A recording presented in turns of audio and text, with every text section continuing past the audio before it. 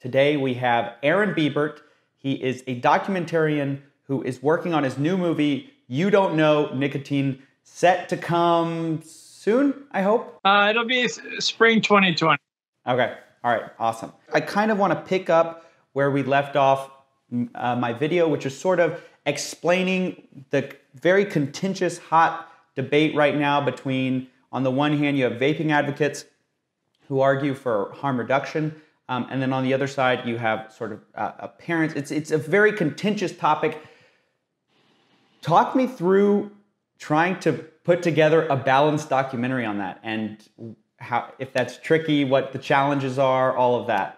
Well, it's very tricky because, I mean, there's been, basically 100 years of tobacco company influence in the topic. And so, and then of course, well-funded anti-tobacco folks. So you've got a long, rich history of information wars here. So it's very tricky and a lot to unravel. We've also got a lot of entrenched positions, and the majority of us are kind of caught in the middle here, not exactly sure what's going on with that. So it's definitely difficult. One of the things that we chose to focus on from day one was looking at, kind of the situation where the teens and even younger kids, middle school kids, are now using nicotine devices, whereas like 5 years ago they weren't really doing that. So it's kind of an emerging topic. A lot of parents are extremely uncomfortable.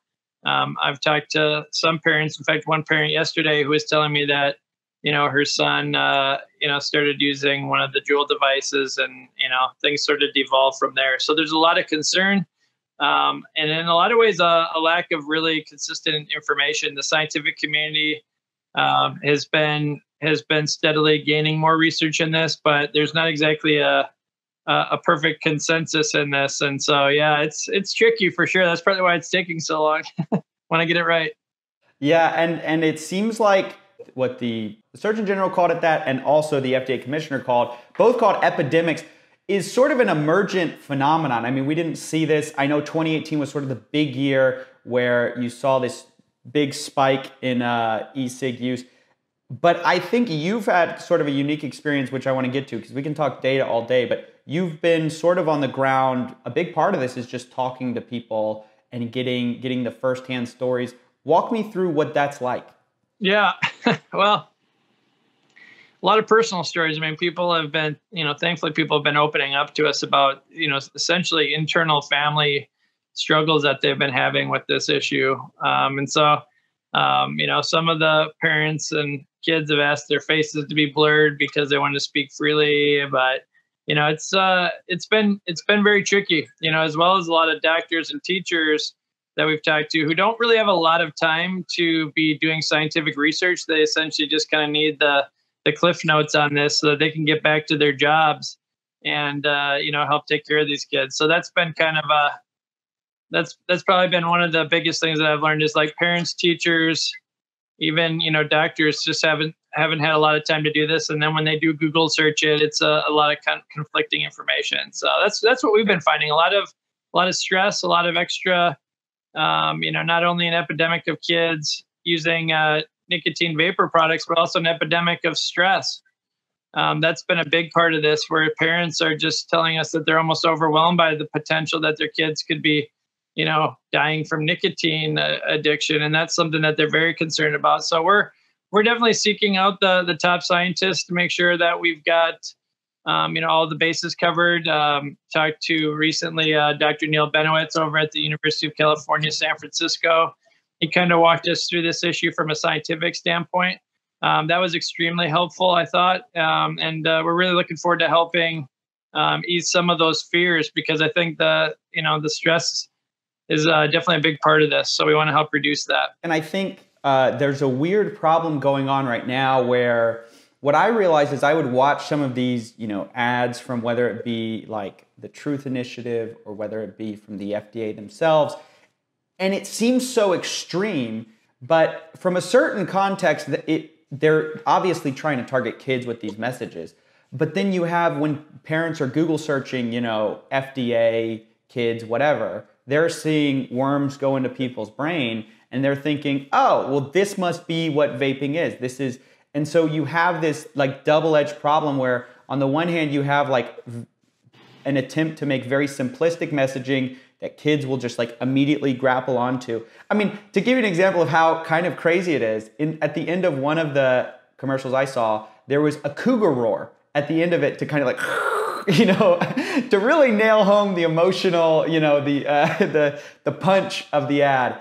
And I think that's one of the causes of the fears is you're sort of seeing this, an attempt at targeted advertising, but it ends up hitting sort of sometimes the wrong demographics. Right. Well, yeah, definitely. I mean, it's a very emotional topic. And so you see a lot of different sides, you know, essentially playing the emotion cards. And, you know, you've got the pro vaping folks on the other side talking about everybody dying if they don't have all the vaping products. And then you have you know, some of the health groups claiming that everybody's going to get brainworms on the other end. So, of course, that's very tricky. You know, it's been interesting. This movie is definitely going to be a fascinating one because we've just been uncovering a lot of things. You know, it's been very interesting. Yeah, and you're having to sort of, in a way, straddle those two interest groups and really talk to both sides. Meanwhile, it feels very tribal to me. One of the more tribal topics that I've ever covered, where I'm talking to people and it's hard, it's really hard to get them to open up if they think you're on this side or on this side, or they're really trying to identify where you fit. Where do you think your movie's sort of trying to talk to both sides? Yeah, that's a great question. Well, we've tried to talk to both sides, and unfortunately, a lot of the pro vaping folks have decided that we're against what they're doing. So, you know, we've had a lot of I'd say online bullying to some of our accounts. It's been interesting in that way. We've had some really good talks with some of the health folks. So I would say, you know, in some ways that, you know, our goal, though, regardless of who's talking to us, is always really to get the truth out there and take time. You know, one of the things that I try to do is really deeply listen. You know, it's a lost art form, you know, listening, you know, and if you listen to both sides with your heart, you can kind of see what are the real issues involved here. You know, parents don't want their kids dying from nicotine, you know, health folks, you know, that's their job to protect the population, you know, folks that are in smoking cessation, you know, organizations, like their goal is to help people quit smoking. So everybody has kind of what they're trying to do. A lot of what's being said, of course, is very confusing, but, you know, we're going to try to nail it as best we can, again, using science, but also using our hearts too, and really just making sure that we're listening to the core issues and kind of addressing those before throwing, you know, data at people, because data usually doesn't do a lot. Yeah, just data overloading someone. And it seems like both sides sort of have their data. Something I wanted to talk about and sort of get your quick take on, because it's something that I've been sort of wrestling with, is it seems like one of the places that for me the breakdown is occurring is over this word epidemic. And there's so much contention over this word. You know, I have so many, I've tried to follow as many pro-vaping and, you know, like vaping control, I don't know what you'd call it, tobacco control people as I could. And that was one of the most hotly debated topics, because I think everybody's for kids not vaping. I mean, yeah. In fact, I don't think I've ever actually met anybody ever who is like, you know what, I'm really just for kids vaping nicotine. I've never heard it. So it seems like the breakdown is actually in this like weird splitting of hairs of like what is an epidemic, and then you'll see like very selective charts being formed. And this gets to your point about data, not overloading someone with data, because everyone seemingly has, you know, how they can cherry pick the data to fit this narrative or this narrative. I try to focus on, look, no matter whose side, like no matter where you think the data exactly falls, we can all agree that kids should not be vaping, and that we should be trying to make it harder for kids to vape when they're underage. What do you think on that side is like, do you have any thoughts about some stuff that is very common sense? Or, because I know there are really far-reaching policy people on both sides, ban everything, don't ban anything at all, or make no regulations on it. Where do you sort of like fall, maybe not even in the movie, but personally, or how do you feel? Because you're a parent too. Yeah, I'm a parent. I've got a middle school daughter and a son who's about to be in middle school. So, I mean, this stuff is coming at us hot and heavy. A lot of our parents groups are discussing it. There's a lot of concern out there. So I think for me personally, and of course the movie's not done yet. If we're going to rely on the thinkers that primarily focus on this, we're going to take leadership from those guys, simply because a lot of them that we've talked to have spent a lifetime of researching this topic. But personally, for me, coming from, as a film director, I've also directed a lot of commercials. I did study advertising in my undergraduate, and I understand that topic pretty well. One of the things I think we need to do is think about marketing, and how does, a lot of people have told me they believe these products are adult products. I also agree with that. They're adult products, but a lot of them are being marketed as like in a fairly juvenile way. And for me, I think one of the things we could do to kind of help ease that stress and help reduce the situation with kids looking at these things would be perhaps just to look at some marketing restrictions. Another thing that would be good, I think they should definitely ban sales in every city, state, country around the world for underage, for anyone who's not an adult. I think that's common sense. And I would urge governments around the world to do that. Another thing that I think should probably be, looked at is, where are these kids getting these things? If they're, a parent told me that a lot of the kids are going to, one of those, essentially some sort of a poorly run, kind of dingy convenience store that'll sell people just about anything because they need the money. We need to enforce these laws. So if we're going to say it's illegal to sell to kids under 18, then we need to actually enforce those laws. And right now, I don't think the laws are being enforced. And I think that's probably the biggest issue right now. And, people are getting caught up in a lot of other issues, but ultimately, we're just not enforcing the laws that are already in place. And then I would say, fourthly, and this is something we're actively trying to do, and I'm pleased that you're also taking on this topic, is really just educating families and kids about that. I think a lot of times we treat kids like they don't understand things, yet these are oftentimes the people doing science research papers. They're researching things. This is what they do. I don't have to do a lot of research papers, although I guess in some ways I still am doing that. But most parents aren't doing research papers. They don't, there's a lot of new ways to learn things. I think these kids are learning things. So ultimately, we just need to be a part of that conversation and help steer them away from using nicotine while their brains are still developing. So I think if you do those four things, kind of have a really just solid conversation, not based in hype, they're really just based in facts, I think we're going to find that, this whole situation can begin turning around here pretty quickly. So I'm kind of optimistic about that. I agree. And one of the things that I'm sort of always thinking about, and I'm hoping that at least my little mini documentary gets across, and I was hoping you'd weigh in on it, is I'm pretty concerned about when we sort of infantilize our kids, that in the long run, that hurts their trust in public health.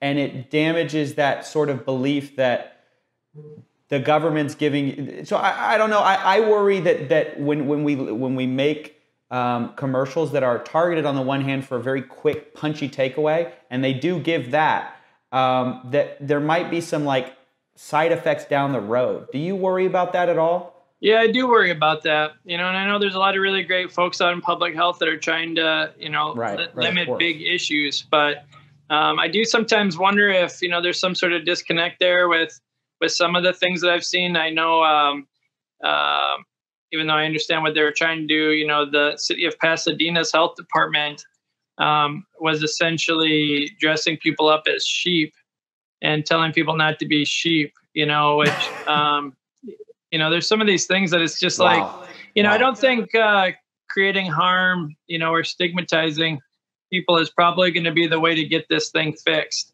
So I guess in some ways I disagree. Anytime that you're name calling or oversimplifying very complex issues, I think that could be kind of an issue. Even though I understand they're trying to target the kids, oftentimes I think the parents are the ones we probably need to be speaking to, because they're the ones that, ultimately we need talking to the kids. They're the ones that have the kids on a daily basis, generally speaking. And so, yeah, I do worry about that. I'm excited to be a part of it, helping get the truth about nicotine out there to kids and to families and to teachers. But we got to do it in just a really sensible way. I'm really a big advocate for that.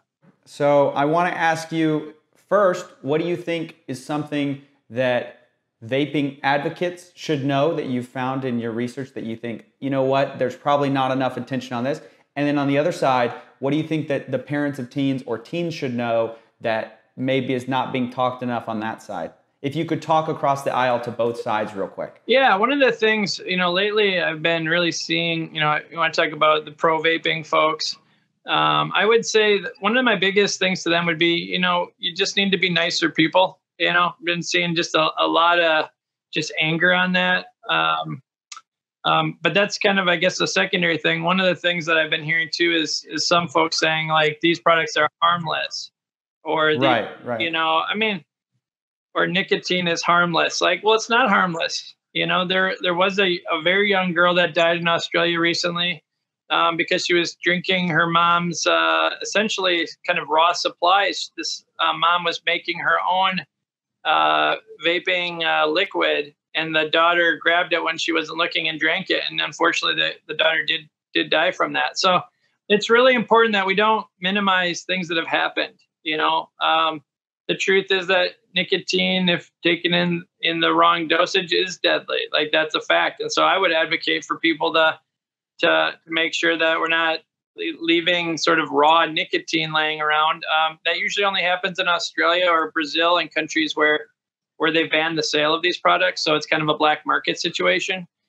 So that's not very typical, but nevertheless, we know that it's not harmless. Okay, we know that's true. And so it's hard to have an honest conversation with someone who just wants to tell you something's harmless when ultimately, that's just not true. So that would be my advice for those folks. Stick to the facts. Try to take the emotion out of it. Have a real conversation with people. Don't attack people. That's not usually going to help the discussion. So that would be my advice for them. And the other folks were parents. Is that who you're talking about, or which folks? Well, I guess parents and public health policy makers. Yeah. Well, one of the things I would say with for public health folks, I think some of the questions need to probably be answered for the adult side of it. I know that's still something I'm personally looking at. What is the case on that? There's obviously very angry group of people out there who don't feel like they're being listened to. I personally am against tyranny of the majority. I just think ultimately what we have in a very divided country and a very divided world right now is where when people get a little bit of power, perhaps they don't listen to the other side. I don't know all the answers, but I do know these folks are very angry, and I don't think it's because they're being paid to be angry. I've seen people dismiss them, as fake activists. I don't think that they're fake activists. I've tried to have good conversations with these folks.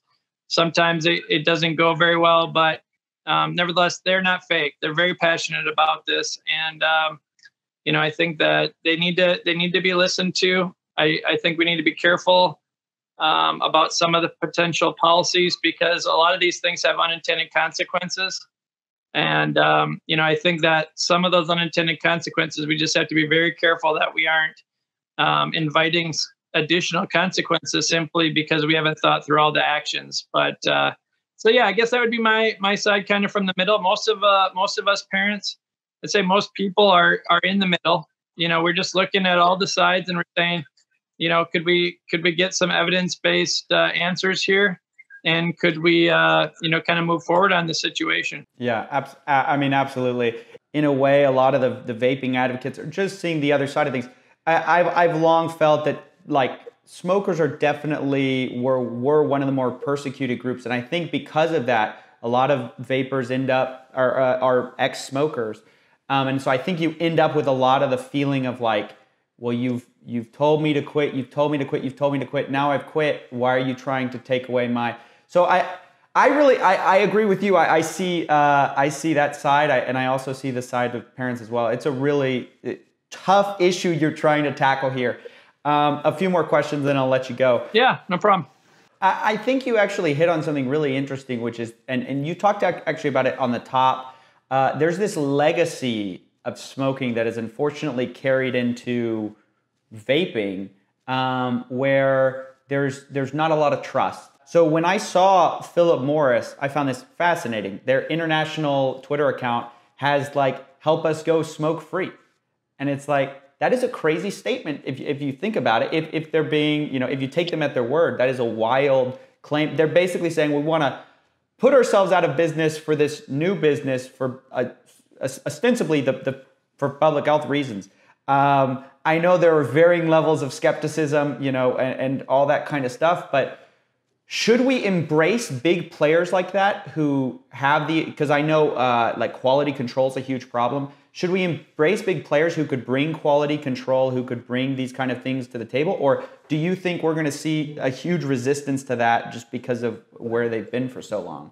Well, you're going to get a lot of resistance to that. And, I think that's something where, anytime I'm dealing with a topic, in any topic where there's really large players in play, specifically with pharmaceutical industry or government, or in this case, giant tobacco companies, you have to be extremely careful. You have to have your eyes wide open. And I think, historically, these big tobacco players were not a part of, some of the vapor technology early on. Right. I think, you had a lot of smaller folks, mom and pop shops, and, it's essentially a big giant cottage industry until Juul kind of came to town.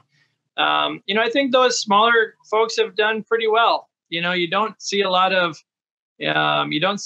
deaths or disease from the current, group of vapor products out there for, folks that are using those.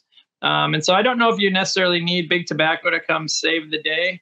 Right now, I think the real key is just figuring out, the levels of safety, officially stating those, giving parents information so that they can talk to their children about this. I think that's probably the big key right now is we need more information. I don't think big tobacco specifically has got the right history or interest to lead that effort.